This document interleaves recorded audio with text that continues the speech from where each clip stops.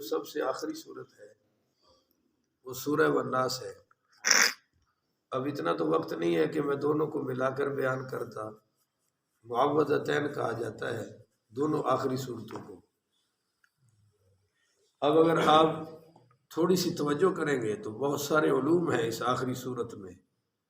پہلی آیہ مبارکہ ہے قل، اے میرے محبوب آپ فرما دیجئے، اعوذ میں پناہ مانگتا ہوں، برب الناس لوگوں کے رب کی، لوگوں کے رب کی۔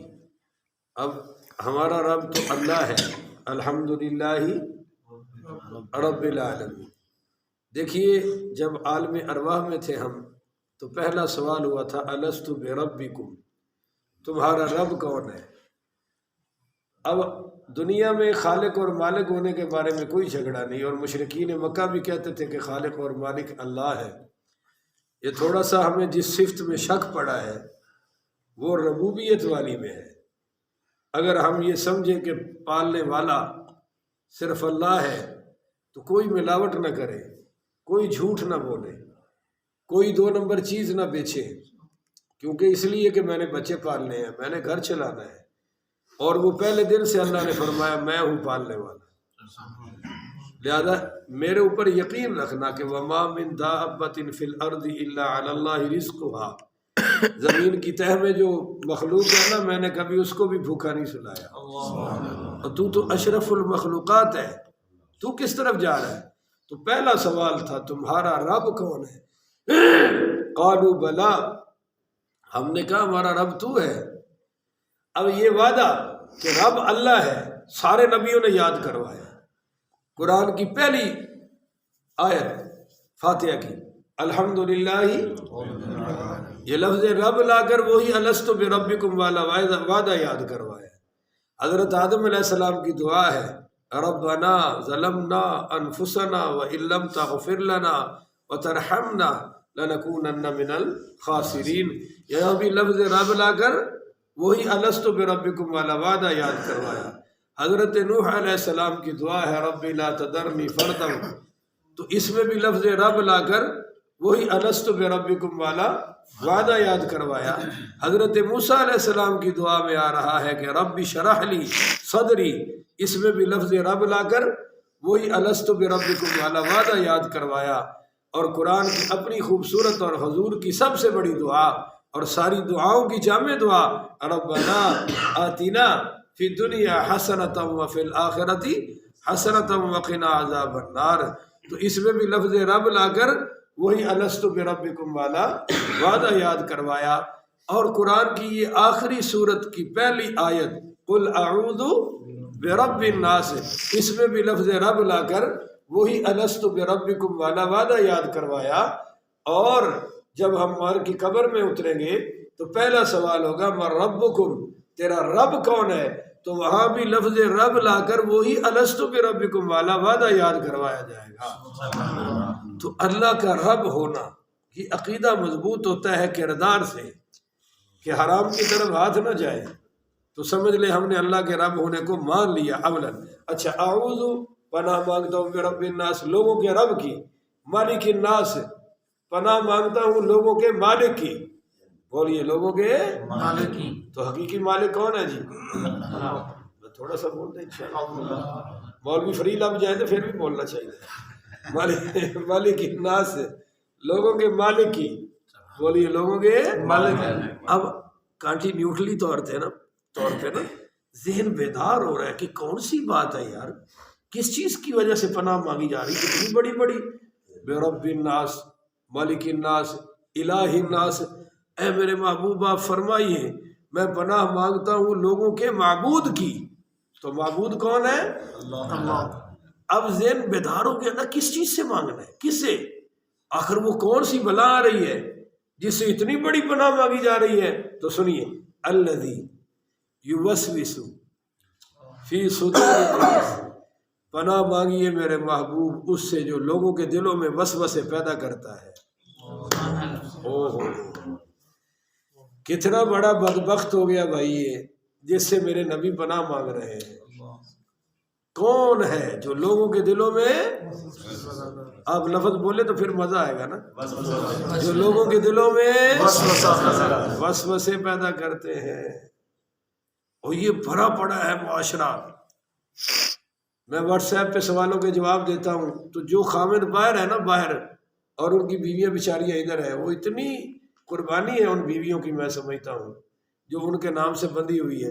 وہ یہاں سے کوئی الو کا پٹھا فون کر دیتا ہے کہ تیری بیوی تو فلاں سے بات کر رہی تھی، فلاں کو دیکھ رہی تھی، وہ ادھر سے ہی طلاق دے دیتا ہے، اور کوئی تحقیق نہیں کرتا، اور وہ یہ نہیں سوچتا کہ ایک بچی کے سر پر پورے خاندان کی عزت موجود ہے، اور خاندان ٹوٹیں گے، صرف دو گھر نہیں ٹوٹیں گے، دو میاں بیوی نہیں ٹوٹیں گے، ایک بچی کو جب تکلیف ہوتی ہے اس کے پورے میکے مر جاتے ہیں بیچارے جیتے جی، بھائیوں کی موت ہو جاتی ہے، میرے بھائیوں، ماں باپ مر جاتے ہیں، اور بچی تو شاید زندہ رہے مگر ماں باپ کا غم قبروں تک بھی ختم نہیں ہوتا، اور یہ کوئی سمجھانے والا ہی نہیں کہ وسوسے پر اتنا عمل، اور اس وسوسہ ڈالنے والے سے حضور پناہ مانگ رہے ہیں۔ بولیے حضور پناہ مانگ۔ آپ کو اتنی بڑی بات بتاؤں، میں جب بھی بیان کرتا ہوں یقین کرے آپ، میں حیران ہو جاتا ہوں کہ سبحان اللہ، کیا ظرف ہے میرے محبوب دو عالم، سبحان اللہ۔ اما عائشہ صدیقہ پڑھی رضی اللہ تعالیٰ عنہا پر تہمت قائم کر دی دین کے دشمنوں نے، منافقین نے۔ ایک ماہ بعد وحی آئی، تقریباً 40 دن لگ گئے، یا اس سے کم و بیش مفسرین کا اختلاف ہے۔ اب اس میں بتاؤں کہ ہمارے پیارے آقا صلی اللہ علیہ وآلہ وسلم کا رویہ کیا تھا۔ ایک ماہ تک آپ نے گھر بات ہی نہیں فرمائی، یہ پہلی چیز نوٹ کر لیں۔ باہر طوفان مچا ہوا ہے، گھر گھر میں چرچے ہو رہے ہیں، اما عائشہ پر اتنی بڑی تو، اور میرے حضور نے گھر بات بھائی تھوڑا سا بولو تو صحیح، نہیں، اب آپ سوئے ہوئے ہیں تو میں تو سفر میں مسافر ہوں، آپ نے گھر بات ہی نہیں کی۔ اور ہمارا اتنا گندا رویہ ہے کہ تھوڑی سی باہر بات ہو گھر میں طوفان، حضرت کے گھر داخل ہوتے ہی کرفیو نافذ ہو جاتا ہے، پتہ چلتا ہے ابھی باہر کسی نے پوچھتے پیر رکھ چڑھے، کسی سے بات نہیں کرے گا، طوفان کھڑا کر دے گا، اور ایک ماہ میرے حضور نے گھر بات ہی نہیں فرمائی۔ اما عائشہ صدیقہ رضی اللہ تعالیٰ عنہا کو باہر ام مستہ رضی اللہ تعالیٰ عنہا سے پتہ چلا، گھر آئی تو پھر اما عائشہ نے ٹیسٹ کیا حضور کے رویے کو، وہ سوچیے، کہا یا رسول اللہ میں اپنے ابا کے گھر چلی جاؤں؟ یہ ٹیسٹ تھا حضرت عائشہ کا، جانا نہیں چاہتی تھی، کیونکہ پہلے جب آپ فرماتے تھے نا میں چلی جاؤں تو آپ فرماتے ہیں ایسے شام کو چلی جانا، اور شام کو پھر حضور خود ہی ساتھ چلے جاتے تھے اور خود ساتھ لے آتے تھے۔ اور میرے پاس ایک خاتون رو رہی ہے، میں کیا ہوا خالہ؟ وہ میرا داماد ساتھ ہی آ جاتا ہے، میری بیٹی کے ساتھ ہی آ جاتا ہے، تو میں نے کہا محبت کی نشانی ہے نا، تو اتنی جلن کیوں محسوس کر رہی ہے؟ آتا ہے تو چلا جائے گا۔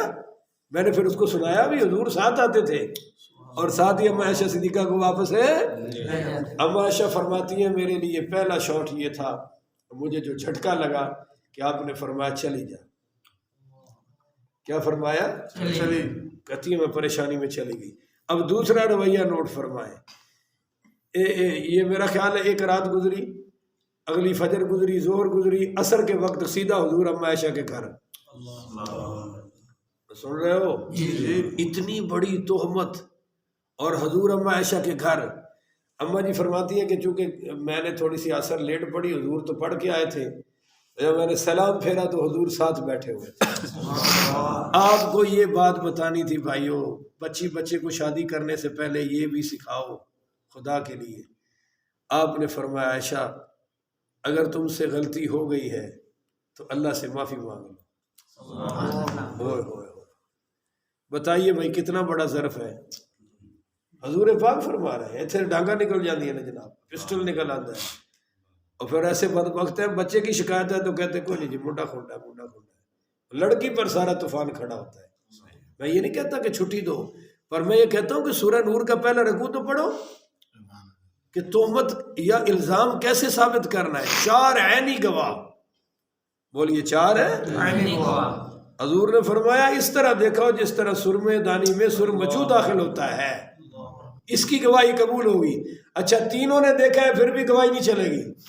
بِأَرْبَعَةِ شُهَدَاءَ، بِأَرْبَعَةِ شُهَدَاءَ، اگر 3 ہو تو پھر بھی گواہی نہیں چلے گی، 1 ہو تو پھر بھی نہیں چلے گی، بولیے ذرا 2 ہو تو پھر بھی نہیں چلے گی۔ الٹا ان کو 80 کوڑے لگیں گے جنہوں نے یہ بات اٹھائی ہے۔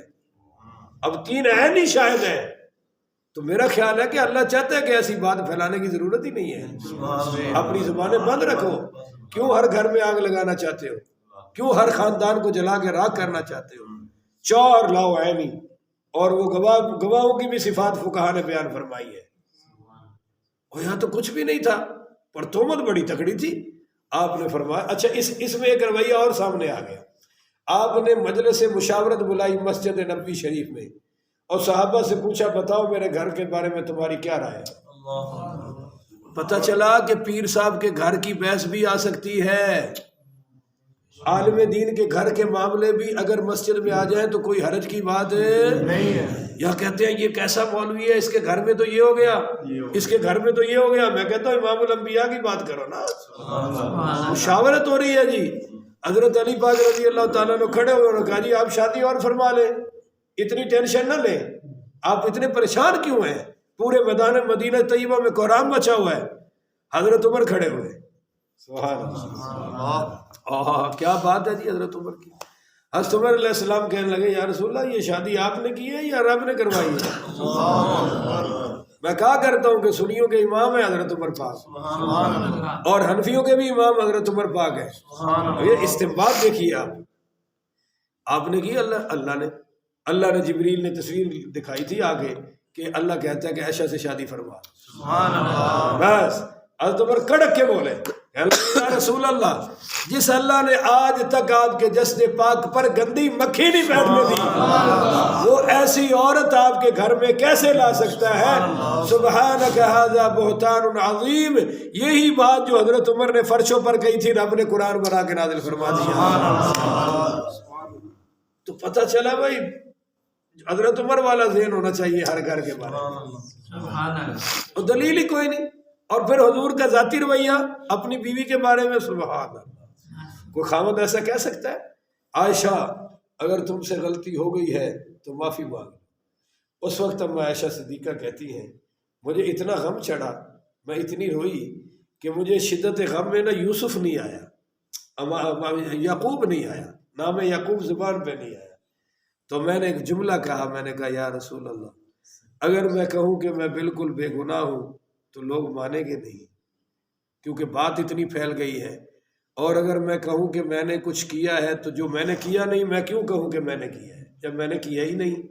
اور ساتھ ہی فرمایا کہ میں آج وہی کہتی ہوں جو یوسف کے ابا نے کہا تھا، وہ یعقوب کہتی ہے میری زبان پہ ہی نہ چڑھا، جو یوسف کے ابا نے کہا تھا انما اشکو بثی وحزنی الی اللہ، کہ میں اپنے غموں کی شکایت اپنے رب سے کرتی ہوں۔ بس کہتی ہے میں نے وہ بات کہی، اسی وقت سرکار پر وحی کے آثار شروع ہو گئے۔ تو اب میری ماں باپ کے تو رنگ اڑے ہوئے ہیں کہ پتہ نہیں کیا وحی آئے گی، پتہ تو حضور کو چل رہا تھا، اور پتہ پہلے بھی تھا۔ مسلم میں آ رہا ہے کہ آپ نے فرمایا میں نے عائشہ میں سوائے خیر کے کچھ دیکھا ہی نہیں، پتہ تو تھا، پر کچھ مسلمانوں کی تربیت بھی تو کرنی تھی نا، نمونہ بھی تو بنانا تھا۔ وہی آ گئی۔ اب جب وہی کے آثار ختم ہوئے تو سرکار مسکرا رہے ہیں، فرمایا عائشہ مبارک ہو اللہ نے تیری برات کا اعلان کر دیا۔ اللہ نے برات کا اعلان کیا۔ تو میں پھر واپس بات لاتا ہوں کہ الذی یوسوس فی صدور الناس، جب بچے کی شادی ہوتی ہے تو پہلا وسوسہ تو ماں ہی ڈالنا شروع کر دیتی ہے، تیری بیوی ایسی ہے، تیری بیوی ایسی ہے، تیری بیوی ایسی ہے۔ اور دوسرا ماشاءاللہ بیوی بھی اپنی کاروائی شروع کر دیتی ہے، وہ بھی مورچہ خوب سنبھالتی ہے، تیرے ابا جی ایسے ہیں، تیرے بھائی ایسے ہیں، تیری ماں ایسی ہے، بس کام شروع ہو گیا۔ الذی یوسوس فی صدور الناس۔ اچھا، الذی یوسوس فی صدور الناس کیا ہے؟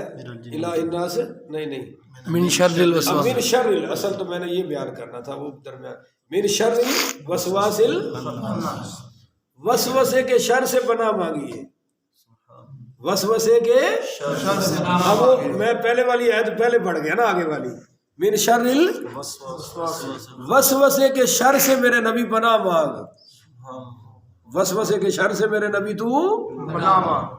من شر الوسواس الخناس، اب آگے پھر وہی وسوسہ. خناس کس کو کہتے ہیں؟ آپ نہیں بتائیں گے؟ بتائیں بھائی آپ میں سے کوئی. نہیں شیطان تو ہی بڑا ہوتا ہے. شیطان بھی کی اوقات ہے. آپ ویسے ہی اس کو بدنام کر رہے ہیں. بتائیں جی. اب تسی مولوی چیک کر دو تو میں بھی تھوڑا چیک نہ کر لوں. بڑے ٹیسٹ لیندے ہو پورے پنجاب چ مولویاں دا.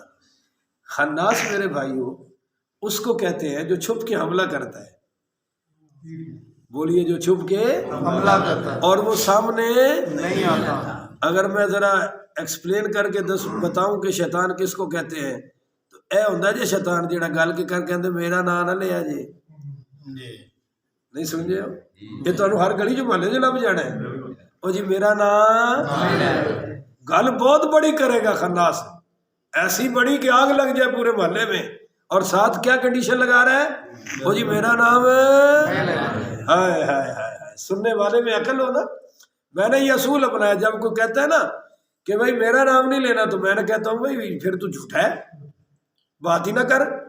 اب جب تیرا نام ہی نہیں لینا تو بات کیوں کر رہا ہے؟ اور اگر تو بات کر رہا ہے تو سامنے آ, چل سامنے. اور نہیں میں نے نہیں جانا, میرا نام بھی نہیں لینا. تو میں نے کہا پھر تیری بات بھی اتنی مقدس نہیں ہے کہ میں بیان کروں. جب تو سامنے نہیں جاتا اور جب تو نام نہیں تیرا لینا تو تیری بات کی اوقات کیا ہے کہ میں تیری بات کو آگے پھیلاؤں؟ خبردار اپنے تک رکھ یا سامنے آ. آپ بھی یہی علاج کریں گے انشاءاللہ. یہی تو ہے بھائی خناس ہے. او جی میرا نام نہیں لینا جی, دیکھیں مولانا صاحب ایسے ہیں فلاں ایسا ہے فلاں ایسا ہے. چل دفعہ بھائی, تیرا نام ہی نہیں لینا تو تیری بات کی اوقات کیا ہے؟ متکلم اپنے کلام کا ذمہ دار ہوتا ہے. جب تو اپنے کلام سے بھاگ رہا ہے تو تیری بات تو اوقات ہی نہ رہی. تو یہ کون ہے بھائیو؟ یہ خناس ہوتے ہیں.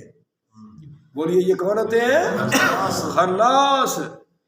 الذی یوسوس, یہ وسوسے کا دوسری بار پھر ذکر ہے, فی صدور الناس, جو لوگوں کے دلوں میں وسوسے ڈالتے ہیں. اب ان لوگوں سے بھی پناہ مانگو. پہلے تو وسوسے کے شر سے بچو اور پھر وسوسہ پھیلانے والوں سے بھی بچو. اب من الجنتی, یہ جنوں میں سے ہو تب بھی ان سے پناہ مانگو, انسانوں میں سے ہو تب بھی ان سے پناہ. تو یہ صورت تو سب کو آتی ہے. کاش اس کے مضامین ہماری زندگی کے اندر پیوست ہو جائے تو گھر کیا پورا معاشرہ جنت کا نمونہ بن سکتا ہے. اللہ تعالیٰ مجھے اور آپ کو اس پہ عمل کرنے کی توفیق عطا فرمائے.